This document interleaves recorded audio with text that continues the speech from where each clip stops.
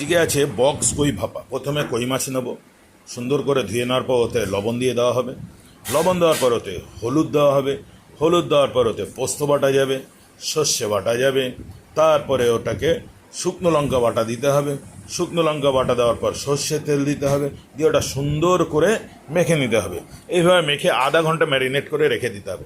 তারপরে নারকেলের টুকরো মিক্সিতে বেটে নিয়ে ওইটা দুধ বের করে সেই নারকেলের দুধটা ওতে মিশিয়ে সুন্দর করে মেখে ঝুঁকে টিফিন বাটিতে বসিয়ে যে মশলাটুকু অবশিষ্ট আছে সেগুলো ওতে সুন্দর করে দিয়ে কাঁচা লঙ্কা ওপর থেকে ছড়িয়ে দেওয়া হবে। দিয়ে আর খানিকটা সর্ষের তেল ওপর দিয়ে দিয়ে ওটাকে ঢাকা দিই। আগে থেকে কড়াইতে জল গরম করা হচ্ছিল, ওর মধ্যে জালি দিয়ে টিফিন বক্সটা বসিয়ে দিয়ে ঢাকা দিয়ে দিতে হবে। এইভাবে আধা ঘন্টা ঢাকা দিয়ে রাখার পর ঢাকনা তোলার পর দেখতে পাচ্ছেন কীরকম ধোঁয়া উঠছে।